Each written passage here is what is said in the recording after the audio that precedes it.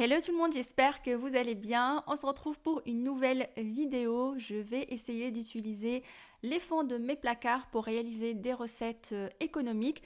Le but, c'est de vider au maximum mes tiroirs et repartir sur de bonnes bases. Je veux vraiment arrêter d'acheter pour acheter et acheter uniquement ce dont j'ai besoin parce que bien souvent j'achète par exemple un paquet de riz alors que je sais qu'il m'en reste et je me dis non mais du riz ça sert toujours. Je veux essayer d'arrêter de me dire ça quand je fais mes courses et acheter uniquement ce dont j'ai besoin. N'hésitez pas à me dire dans les commentaires si vous êtes un peu comme ça, d'acheter des paquets de pâtes, de riz alors que vous savez que vous en avez déjà dans les tiroirs. Donc c'est parti, j'espère que les recettes que je vais vous proposer vont vous inspirer et je vous laisse regarder la suite.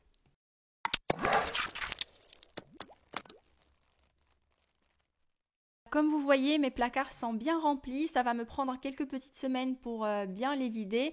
Bien sûr, pendant ce temps-là, je vais faire des courses, mais je vais me focaliser sur tout ce qui est frais et surtout les légumes et les fruits. Et pendant que j'étais en train de faire un petit peu l'inventaire de tout ce que j'avais, je tombe enfin sur ma petite passoire. Ça fait 2-3 semaines que je la cherche. Elle est tombée du tiroir où il y a les couverts, je ne sais pas comment. Elle a dû être poussée par quelqu'un ou alors elle s'est dit non, j'en ai marre d'être utilisée. Parce qu'il faut savoir que cette petite passoire, elle a au moins une trentaine d'années. Et je continue encore à l'utiliser. Je crois qu'elle va rester à vie tant qu'elle tient. Voilà, elle va être utilisée. Donc je l'ai trouvée, je la récupère et on commence les recettes. Je vous montre le frigo avant de commencer. Donc la fameuse porte remplie avec plein de sauces, ça tout le monde connaît. Sinon j'ai des olives noires, du miso, des feuilles de briques, mais je pense pas que je vais les utiliser. Enfin les utiliser pour cette vidéo-là.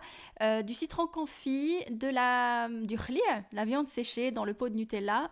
On adore. J'ai un restant de riz cuit, du fromage, de la mâche et du fromage râpé. Donc voilà pour le frigo. Allez, c'est parti. Je vais commencer par préparer la sauce qui va me servir pour garnir ma pizza. Je vous ai posté la photo finale et je vous ai demandé, vous pensez que c'est quoi comme recette? Et vous étiez quand même assez nombreux à avoir trouvé que c'était une pizza, on va dire, sans pâte. Alors il y avait des propositions avec un fond de farine de pois chiches. Il y en a qui ont pensé que c'était une omelette garnie et il y en a qui ont trouvé que c'était une pizza végé. C'est pas mal, c'est pas mal. J'ai mis de l'eau à chauffer avec un petit peu de sel et à côté je vais cuire un petit fond de légumes surgelés qui traînait depuis un petit moment au congélateur. Oui, je veux vider les placards mais aussi mon congélateur. Pour la préparation de la polenta, j'ai suivi tout simplement les instructions qu'il y a sur le sachet. Donc on fait chauffer l'eau et ensuite on ajoute la polenta en pluie tout en mélangeant. Et le but c'est de faire sécher la préparation, mais pas trop non plus, comme ça on galère pas à l'étaler dans le moule. Alors il faut penser à bien huiler le moule, ensuite on met la polenta et on vient tout simplement l'étaler comme quand on étale une pâte, mais là ça va être à l'aide d'une cuillère et comme je galérais un petit peu, j'ai ajouté de l'huile d'olive et là c'était beaucoup plus facile pour l'étaler.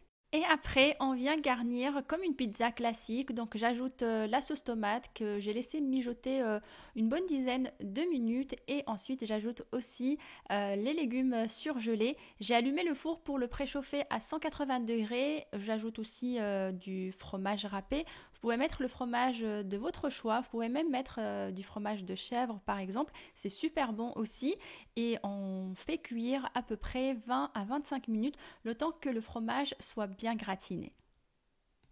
À la sortie du four, ça sent super bon. J'ai ajouté un petit peu de poivre et ensuite il suffit de déguster avec un petit peu de salade. Donc j'avais ce petit fond de mâche et donc pour la découpe, c'est comme une pizza, mais par contre, je vous conseille d'utiliser une spatule assez large, pas comme la mienne parce que du coup ça s'est cassé. Mais bon, c'est pas très grave, ça se mange quand même.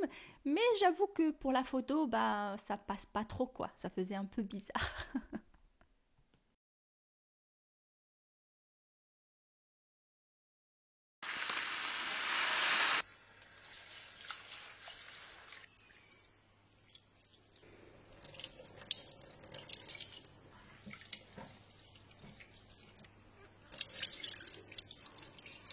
Une Une fois le riz bien rincé, je passe à la cuisson et je suis tout simplement les instructions qui sont indiquées sur le sachet. Donc c'est un sachet de riz spécial sushi. Je prépare la potion magique pour préparer le riz. Donc pareil, je suis exactement les ingrédients qui sont indiqués sur le sachet. Donc on doit mélanger du vinaigre avec du sel, du sucre et on fait chauffer le tout en mélangeant juste le temps de faire fondre le sel et le sucre et après on le retire du feu. Et à côté, je vais préparer on va dire la farce pour mes maquis. Et donc j'utilise donc une boîte de thon et aussi de la sauce algérienne. J'adore cette sauce. J'évite de l'acheter, mais voilà, je suis faible, donc je finis toujours par la racheter. Une fois votre riz est cuit, donc on vient l'arroser avec le mélange de vinaigre, sel et sucre pendant qu'il est encore bien chaud pour qu'il absorbe bien tous les ingrédients et on va le laisser refroidir. N'hésitez pas à le mettre sur un grand plateau, comme ça il va refroidir assez rapidement. Et ensuite on vient tout simplement préparer les maquis. Donc on met toujours la partie rêche de la feuille, on doit la voir. Donc c'est sur cette partie-là qu'on met le riz. Donc on vient tout simplement étaler le riz. Il y en a qui utilisent que la moitié de la feuille, mais moi je trouve que c'est pas suffisant. Je galère toujours pour bien fermer, donc j'utilise la feuille entière. N'hésitez pas à me dire dans les commentaires si vous arrivez à utiliser que la moitié. Donc je mets ma préparation de thon avec c'est quoi déjà? Oui, la sauce algérienne. J'ajoute un petit peu de mâche et je viens tout simplement bien fermer mes maquis.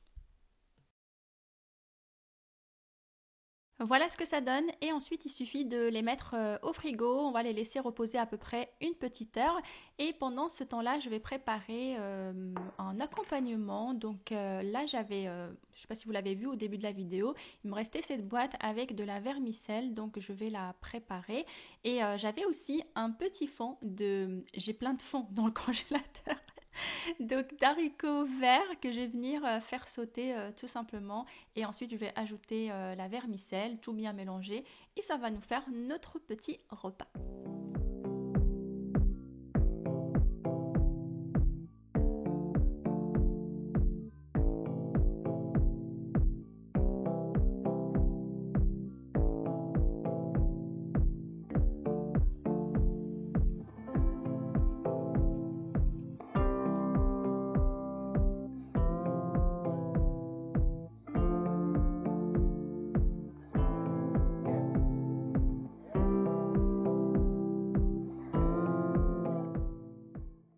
Cette recette est tellement simple et délicieuse, on en mangeait beaucoup quand on était petit et je l'avais complètement oublié et c'est tout récemment où je suis tombée par hasard sur un shorts et la personne elle faisait cette recette et là ça m'a tout de suite renvoyée en enfance et je me suis dit mais pourquoi je l'ai jamais fait en étant adulte? Donc là, je l'ai réalisé. Alors ma mère, en fait, elle découpait c'était pas des frites, elle coupait les pommes de terre en cubes. Moi, je les ai laissées en frites, donc il suffit juste de les cuire. À côté, j'ai ajouté des oignons rouges, donc que j'ai coupés tout finement. Je vais les faire revenir quelques petites minutes en attendant que les frites soient prêtes. Et après, il suffit de battre les œufs, d'ajouter quelques épices de votre choix et de faire cuire le tout.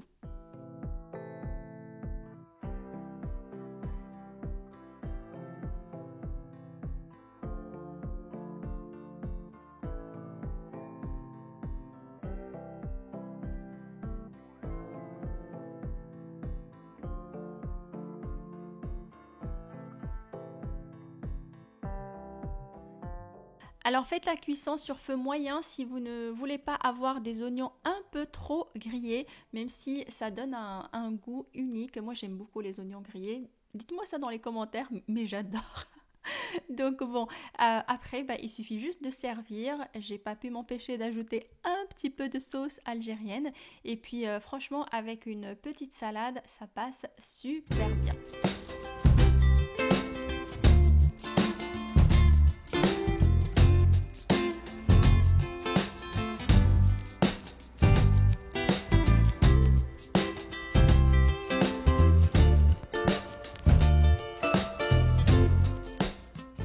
Alors normalement pour nous trois, j'ai besoin de 250 grammes de lentilles. Je trouvais que c'était la quantité qui nous convenait et comme ça en général il n'y a pas trop de reste ou alors s'il reste il y a juste un petit peu et on le mange le lendemain.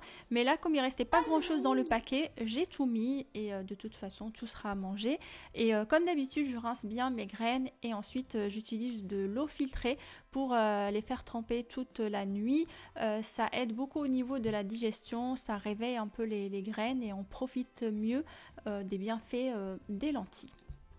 Pour la cuisson, franchement, je ne me prends pas du tout la tête. Je mets tous les ingrédients dans ma cocotte, j'ajoute de l'eau et je mets à cuire à feu moyen, environ 30 à 35 minutes. Vous pouvez aller jusqu'à 45 minutes. Vous allez voir, en fait, quand vous faites tremper les lentilles, ça ne demande pas beaucoup de temps de cuisson et on n'est pas obligé d'utiliser un autocuiseur pour faire une cuisson sous pression. Là, juste avec une cocotte, ça cuit super bien et on obtient vraiment des lentilles bien cuites, bien moelleuses et on a un bon mijoté qui sont super bons. Et pour les accompagner, j'ai préparé des petits pains qu'on appelle le batbot. J'ai déjà partagé avec vous la recette sur la chaîne et sur le site internet. Ils sont à base de levain. La différence c'est que ceux-là, je les ai un peu plus aplatis alors que les autres, ils sont beaucoup plus gonflés, mais ça change rien au niveau du goût. Il me restait des boudoirs, donc je vais faire un petit tiramisu à ma façon. J'ai préparé un café bien serré et là je vais monter la crème en chantilly. C'est de la crème de coco, donc c'est sans lactose pour les personnes qui sont intolérants comme moi. Et donc il faut bien mettre la crème au congélateur pendant à peu près 25 à 30 minutes. Il faut qu'elle soit bien froide. Il faut mettre aussi le batteur et le bol au frigo. Si vous n'avez pas de place, en ce moment il fait très froid, donc il suffit juste de les mettre sur le bord de la fenêtre et ça fera l'affaire. Donc j'ai ajouté de l'extrait de vanille. Je commence à battre à petite vitesse. Ensuite j'augmente la vitesse et dès que je vois que la crème commence à prendre, j'ajoute du sirop d'agave un peu au pif, mais comptez à peu près 3-4 cuillères. Vous pouvez utiliser le sucre de votre choix et adapter la quantité du sucre bien sûr en fonction de votre goût. Et franchement c'est une crème qui est inratable comparée à la crème classique. Par contre, il faut avoir un robot très très puissant, sinon ça ne fonctionne pas. Si par exemple vous utilisez un batteur pas très puissant, par exemple comme le mien là, le petit Moulinex que j'utilise de temps en temps, j'ai déjà essayé avec. Donc on arrive à monter un peu la crème, mais la texture n'est pas ferme comme avec mon robot pâtissier. Vous allez pouvoir quand même faire votre tiramisu et il va falloir le laisser reposer beaucoup plus longtemps. Voilà, donc ça c'est pour côté crème, on va dire. Je me suis perdue dans mes explications, mon Dieu. Donc, une fois que votre crème est prête, je l'ai mis dans une poche à douille pour que ça soit plus facile à appliquer. Et donc, je viens imbiber les boudoirs avec du café. Je mets une couche de gâteau, je mets une couche de crème et ainsi de suite. Et je termine avec une couche de crème. On aplatit bien et je vous conseille de faire cette recette la veille. Au niveau du goût, c'est meilleur déjà. Et pour la découpe, ça sera beaucoup plus facile. Comme j'ai utilisé ce moule qui est assez haut, il faut vraiment que ça repose assez longtemps. Comme ça, on ne galère pas à découper. Sinon, si vous n'avez pas trop le temps, utilisez plutôt un moule à gratin pour que ça soit plus facile à découper déjà. Mais il faut quand même laisser reposer, je dirais, 3 à 4 heures avant de passer à la dégustation. Bien sûr, on n'oublie pas d'utiliser ma petite, comment elle s'appelle déjà, passoire que j'étais contente de retrouver. Donc on met un peu de cacao en poudre non sucrée et puis après il suffit de déguster. Et voilà, j'espère que cette vidéo va vous donner de l'inspiration, de la motivation pour vider vos placards, congélateurs, frigo et de repartir de zéro. Franchement, ça fait du bien un peu de tout vider, de faire un peu le point sur ce qu'on a et maîtriser un petit peu plus ce qu'on achète au lieu d'acheter à l'arrache comme moi. Mais je me soigne, je vous promets.